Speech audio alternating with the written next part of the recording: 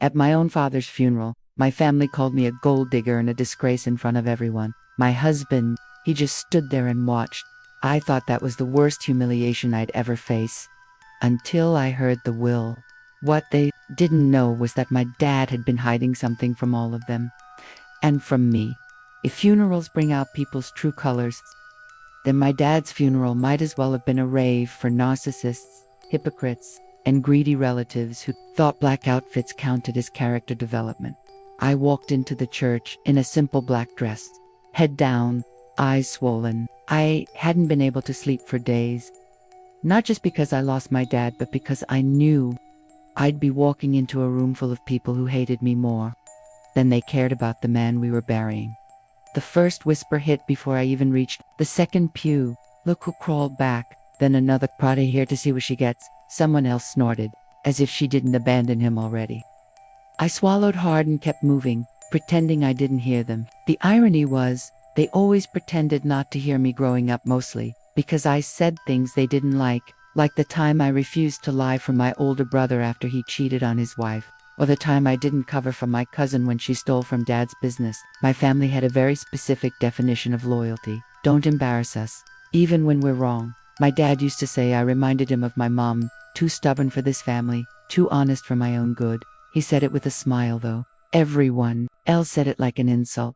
And then there was my husband, Eric, the man they hated almost as much as they hated me. He wasn't rich, he wasn't polished, he wasn't Ivy League, and worst of all, he didn't care about impressing any of them. To them, that made him beneath us. To me, at the time, it made him feel refreshed. Except today, he didn't look refreshed or supportive. He looked bored, while I stood there trying not to cry. He sat down next to an aunt I barely spoke to, scrolled through his phone, and whispered something that made her laugh. I didn't hear the joke, but I did hear her say, well, if she needs a loan, she knows who to call. Eric just smirked. Yeah, at my dad's funeral, I felt this deep tension in my chest, not just grief, but the kind of anger that buzzes under your skin, waiting for a moment to detonate. The service started slow. Fake grief flooded the room like fog, cloudy, suffocating, and only convincing from a distance. People dabbed at dry eyes. My brother heaved sighs that could have won Oscars. My aunt sobbed so loudly you'd think she was losing a husband, not a brother she hadn't visited in 2 years. Meanwhile, I sat there shaking, clutching the program so tightly it crumpled in my hands. I wanted to get up and tell them that Dad deserved better than this circus, but I stayed quiet for him. I didn't even realize my nails were digging into my palm until I tasted metal in my mouth. I must have bitten my lip at some point. Then came the stares, the side eyes, the raised brows, like I wasn't his daughter, like I was some outsider crashing a family reunion. What are you doing here? Someone whispered behind me. Thought she ran off to play house with that loser she married.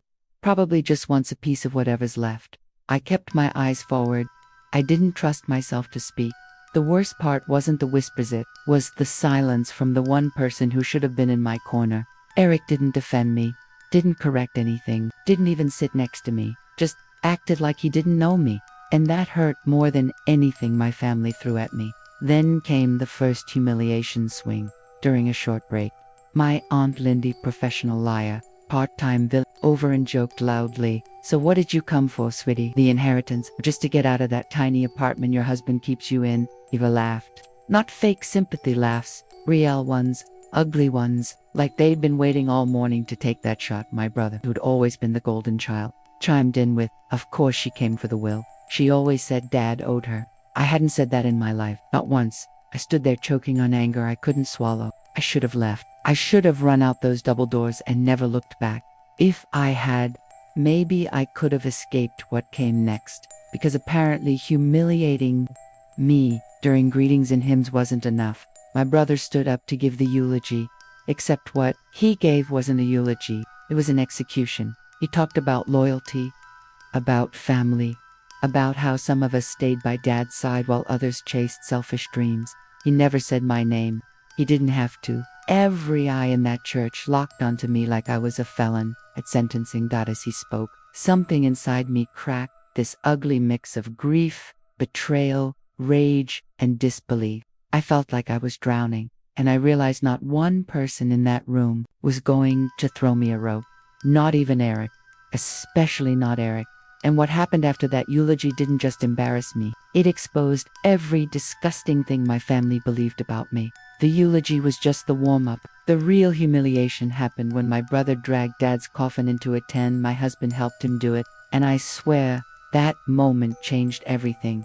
My brother didn't speak about Dad. Not really. He spoke about the idea of Dad, the version that made him look like the dutiful son and made me look like a ghost that wandered in to see if I missed the reading of my own arrest warrant. He ended his speech with, "Some people show their love through sacrifice, others show it only when they think there's something to gain." Everyone pretended not to stare at me, but they did. They stared the way strangers stare at a wreck on the highway, morbid curiosity. No compassion. People want drama more than they want truth. I learned that early living in this family.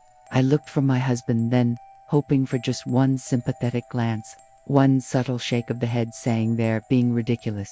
"I'm here for you." Instead, Eric was nodding, not dramatically, not in a way that called attention, just a small, decisive nod. Agreement. It wasn't a knife in the back, it was a screwdriver straight through the ribs, twisted slow. The pastor thanked my brother for his beautiful words, which felt like a cosmic joke, and then opened the floor for anyone else who wanted to speak. I prayed no one would, but of course, someone did. Bought my cousin, Manda, professional victim, self-diagnosed empath expert in weaponized vulnerability, glided up to the podium wearing sunglasses indoors. Clutching tissues like she was being graded on commitment, she cleared her throat. "I just want to say, Uncle deserved better." Pause. Tears. Sigh. The audience leans in. Better from the world. Better from the system. And better from the people who abandoned him. Her eyes behind $600 designer lenses landed on me like a sniper scope. I didn't flinch. Flinching was blood in the water for people like her. As Dad's casket was lowered into the ground, she continued, voice trembling just enough to make someone hand her another tissue. I could feel everyone wondering the same thing. Who shows up when it's too late? The answer was obvious. She wanted it to be obvious. The room wasn't grieving. The room was entertained. Even funerals weren't safe from my family's need for theatrics. The pastor finally closed out the speaking portion, and we moved toward the front of the chapel for final viewing. That's when things snapped. As I approached the coffin, my brother stepped in front of me, blocking my path. His voice carried loud enough for a dozen people to hear, maybe more. "Do you mind?" he snapped. "Some of us were actually here for Dad." It was the first time the crowd didn't bother hiding their shock. Some gasped, some whispered, some smiled. I froze, my throat tightened, my eyes burned. "Move," I whispered. He didn't. Instead, he leaned closer. "You didn't care about him when he needed you. Don't act like you care now." My instinct was to walk away, but grief makes cowards of even the bravest people, and anger makes fools of the smartest. "I cared," I choked out. "You just never noticed unless it benefited you." That should have been the end of it, but my brother loved the audience, and he knew he had won. He raised his voice. "Oh, please. Everyone knows you only came to find out what Dad left you. You married a deadbeat, and now you're desperate." People turned, jaws clenched, eyes peeled, hungry for escalation. But the worst part, worse than the accusation, worse than the tone, was when my husband stepped in. Not in front of me, not beside me, beside my brother. "Let it go," Eric muttered, almost annoyed. "This isn't the time for drama." Drama. That's what my grief was to him. An inconvenience. I felt something in my chest. Rupture, quiet, internal, catastrophic. My marriage was already dying. I realized at that moment I just hadn't called the time of death yet. My brother pressed the knife in further. "Besides," he said loudly, "if she was so close to Dad, where was she when he was sick?" Whispers ripple, rumors bloom. People love simple narrative. Victim, moral. Truth is messy. My family hates being messy. "He didn't tell me?" I said, barely audible. Not an excuse, just a fact. Dad didn't tell me he was sick until it was too late to fix anything. Maybe he didn't want me to worry. Maybe he didn't want them to weaponize it. Both were likely. My brother scoffed. "Right. Keep acting clueless." Then came the moment that sent the whole thing from humiliating to cruel. He gestured toward the coffin and said, "Go on then. Say goodbye to the man you abandoned." The crowd watched, Phones subtly appeared, recording or pretending not to. And there I stood, one daughter, shattered between a coffin and a firing squad. Stop, I breathed. Please. For a second, just a split second, I thought Eric would finally do something human. Instead, he delivered the line that would replay in my head for weeks. He's right. This isn't about you. This at my father's funeral. After a eulogy that was basically a roast battle against my existence, in front of 200 people who already thought I was greedy, selfish, and cold, I should have collapsed. Instead, I lifted my chin, stepped past them, and touched Dad's hand one last time. It was cold, unmoving, still kinder than most of the living in that room. I didn't cry, not then. I whispered, "I'm sorry. I hope you knew I tried." As I turned to leave, my brother muttered just loud enough, "Fake. I could have left. I should have left, but I didn't." Because the lawyer was waiting in the back room for the reading of the will, and the entire family knew it. Everyone migrated there like vultures circling fresh roadkill. I followed, silent, hollow, curious, because they thought they'd finished humiliating me. They hadn't even started. The reading of the will didn't just flip the room, it detonated it.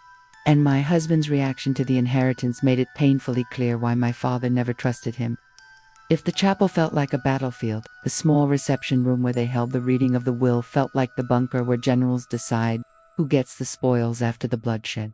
Except the war wasn't over. It was about to get nuclear. The second the pastor mentioned the lawyer was ready, the entire family bolted, heels, loafers, and dress shoes scraping across the tile like a Black Friday sale for the morally bankrupt. My brother elbowed 3 people. On the way in, my cousin Amanda, suddenly cured of grief, sprinted to the front row.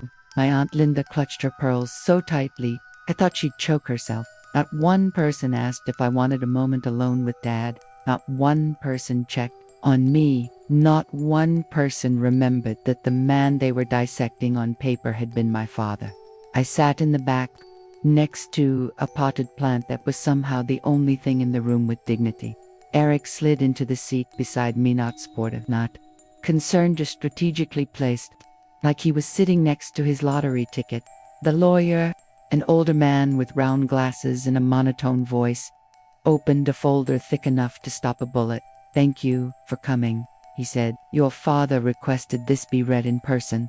People nodded politely, but their posture wasn't grief, it was hunger. He started with the small stuff, sentimental trinkets, heirlooms, photographs. My brother got Dad's fishing gear because, of course he did. Amanda got a silver bracelet Dad had bought my mother years ago. She dabbed fake tears and whispered, "He always understood me," even though Dad once called her the human version of a headache. Aunt Linda received a set of china plates she'd always admired, translation, hinted about aggressively for a decade. She practically hissed, finally, under her breath like a villain in a fairy tale. Everything was polite, predictable, and exactly what they expected. And then the room shifted. The lawyer cleared his throat, adjusted his glasses, and said, "Now for the remainder of the estate." Every head lifted. The real game began. Dad had a house paid off, a small business thriving, savings, and no one but rumored assets. Whispers of Mustav had more floated around holidays like ghosts. My brother sat up, setting his jaw like he was preparing to accept a promotion he had already mentally posted about online. Amanda straightened her posture. Aunt Linda crossed her legs primly. Eric leaned toward me and whispered, "Breathe. No matter what, we'll figure it out." Interesting choice of pronoun for a man who had never contributed a dime to my father's life. Then came the moment. "To my daughter," the lawyer began.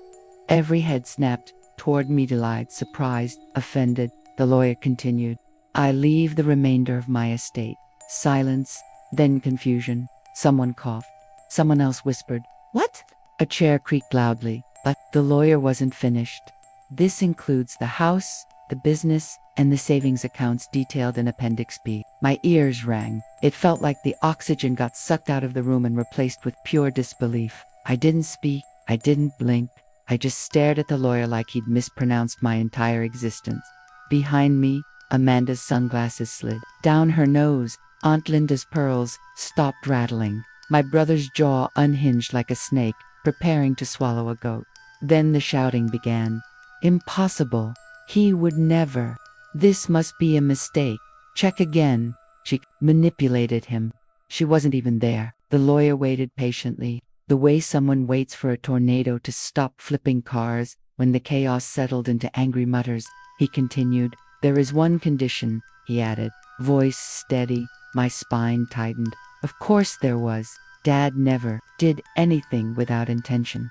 The assets are to remain solely in my daughter's name. They may not be transferred, coned, or liquidated to pay off marital debts. Marital debts. He said that loudly. Every head turned not to me this time but to Eric. His face drained of color so fast it looked like blood abandoned him. In that moment I realized something. Dad didn't just know my family.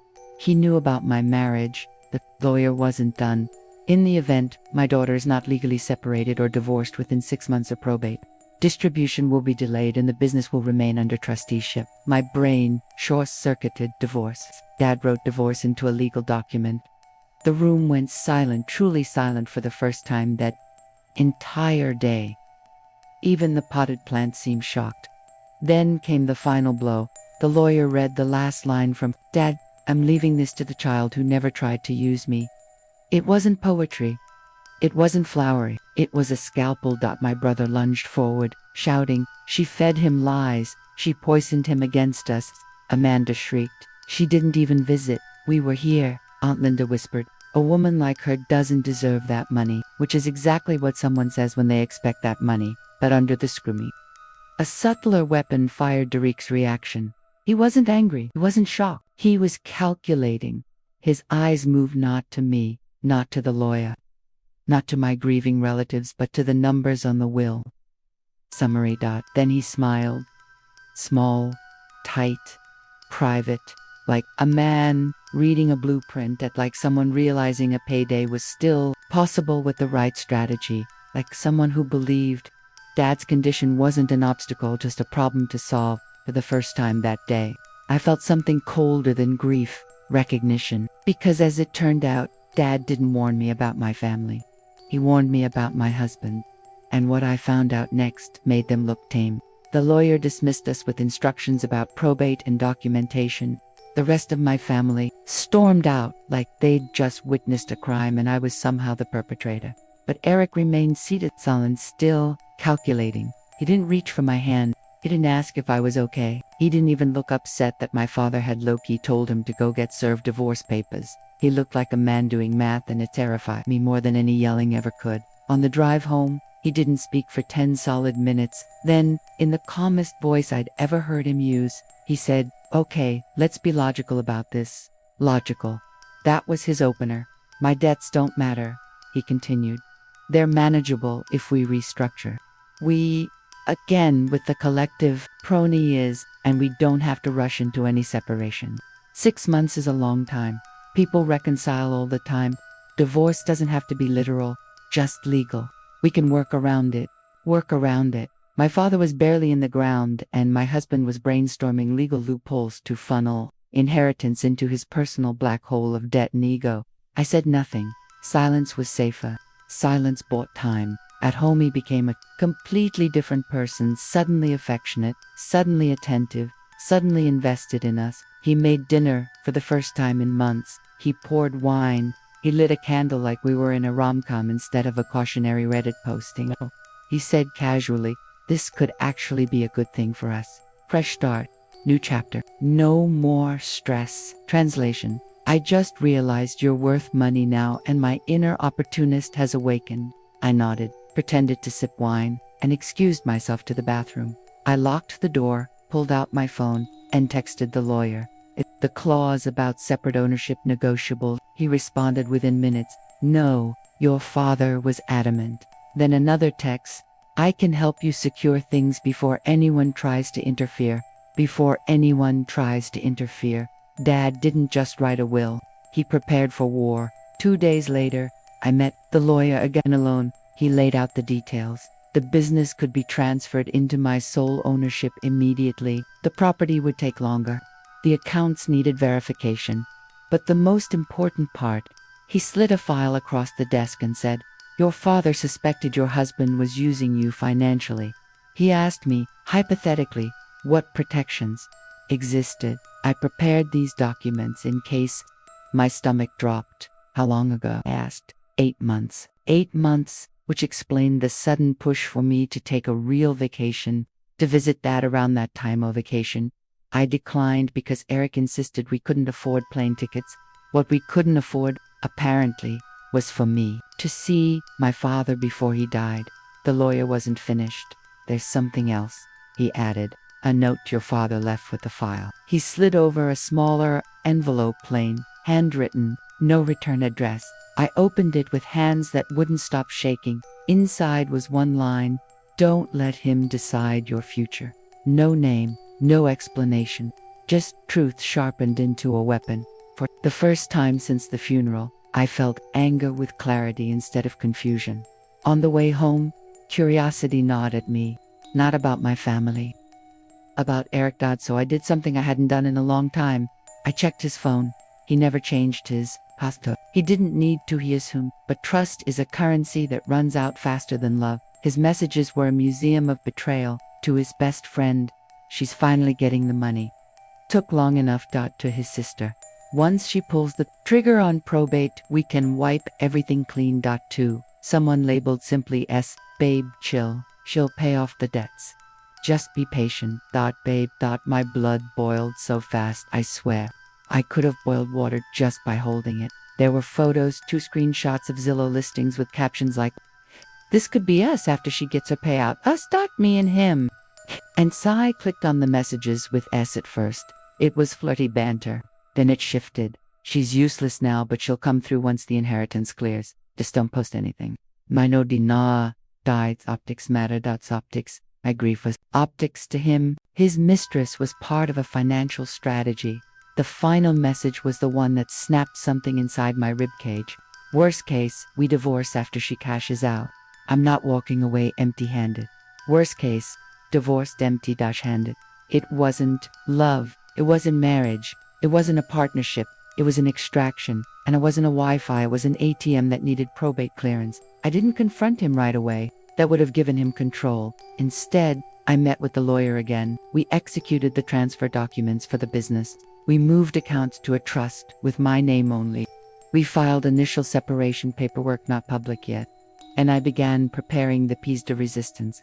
Evidence, screenshots, printouts, a neatly organized digital folder labeled just in case. Eric noticed the shift not in my mood, but in my disinterest. Suddenly he was buying flowers, cooking dinner, asking how I slept, kissing my forehead like we were auditioning for a Hallmark Channel segment about miracles and failing marriages. It would have been sweet if it wasn't disgusting. Then came the scroll-stopping twist to one I never expected. I received a text from an unknown number. We need to talk. A mess. My pulse punched the inside of my throat. I stared at the message for a full minute before typing. About what? 3 dots appeared, stopped, appeared again. Then, I didn't know he was married, followed by, and you should know what he told me about the inheritance. The inheritance, not the affair, not the marriage, the money. Because exposing a cheating husband is one thing. Exposing a husband who planned to profit off your father's death, that's a whole different genre of revenge. I always wondered what justice actually looks like. Turns out, sometimes it smiles while wearing my lipstick. The moment the judge hit that final gavel, it didn't feel real at first, like I was watching someone else's life play out in front of me. Mark sat there, jaw unhinged, the kind of stun that doesn't come from one shock but from a pileup of consequences, he thought. Who would never find him? He lost custody, he lost the house, he lost the company shares. And cherry on top, he owed me alimony and child support so steep that even his attorney's face turned pale like skim milk. But here's the part that tasted sweetest. The judge slid the verdict folder to his assistant, and Mark's attorney leaned in, whispering loud enough that I caught it. You should have disclosed the second account. Second account. Second account. My spine straight up tingled because I didn't know about a second hidden account, but I immediately knew what that meant. He tried to hide even more money and lost anyway. Divorce court's version of karma came wrapped like a designer gift bag, pink tissue paper and all. When we got outside, Mark tried to do that pathetic "we can fix this" performance. The wide puppy eyes, the broken man's shaky voice, the whole "this isn't what I wanted" monologue. And honestly, years ago I might have folded. I was a chronofixer. I'd take broken things and glue them back together until my fingers bled. But today, I just stared at him like he was a stranger blocking the sidewalk. "You didn't want this?" I asked. "No. I mean, it got out of control. You never thought I'd leave." I finished for him. He swallowed hard. Silence was the only smart thing he'd done in months. Then Claire walked up. The mistress turned homewrecker, turned soon-to-be ex-mistress, and the way she positioned herself next to him told me everything I needed to know. She thought she won, and I'm not gonna lie. I love when delusional people narrate their own downfall for free. "You good?" I asked her. She blinked, confused. "I mean emotionally. You look tense." Mark shot her a "don't say a damn word." "Look, too late," said the judge. "Only sided with you because you're the mother." She fired back. "Funny how side chick logic works. They believe they're private investigators, lawyers, therapists, and beauty influencers all in one, but couldn't read a situation with subtitles." I smiled, slowly. The judge sided with me because I had evidence, receipts, witnesses, dates, times, bank transfers, passwords, and a confession from you. Her face dropped like someone unplugged gravity. Mark's roar of "what confession?" echoed through the packing garage like bad karaoke. She tried to backpedal, stuttering, explaining, grasping for air that wouldn't arrive, and Mark realized in real time that the affair wasn't just an affair. It was paperwork, legally binding paperwork. But the moment that hit hardest, when I started walking away, Mark grabbed my sleeve. "Please don't do this," he whispered. I didn't yank my arm back. I just looked at his hand and then at him. "You did this," I said. "I just documented it." Then I got in my car and didn't wait for his tears to finish forming. But before you think that's where it ends, trust me, karma always sends a follow-up email. A month later, I was signing keys for a new apartment, modern, floor-to-ceiling windows, quiet neighborhood, a dishwasher that didn't sound like a dying raccoon. Life wasn't perfect, but it finally felt like mine. Then, at 9:37 p.m. one random Tuesday, Claire texted me, "You ruined my life." I took a second, not to think, just to appreciate the fact that this woman really believed someone could steal a married man and expect a warranty. I replied, "No, he ruined his. You were just the accessory." She blocked me. Mock. Meanwhile, wasn't adjusting well to single weekends. Reality hits differently when it doesn't come with a maid, a nanny, and a wife doing damage control on your behalf. Heard through mutual friends that Claire bailed 3 weeks after the verdict. Wasn't interested in being with a man whose finances were now divided into thirds and melting faster than ice in Phoenix. Karma moves quietly, but damn it moves. If you're sitting there wondering if I ever regretted blowing up my marriage, here's my answer. Regret is for people who didn't fight. I fought, I documented, and I won. So if you're watching this and you're in that limbo space, debating between staying miserable and risking everything for peace, take it from someone who used to romanticize survival. Freedom is worth the plot twist. And if you're curious what happened when Mark tried to get me back years later, that's a story for another day.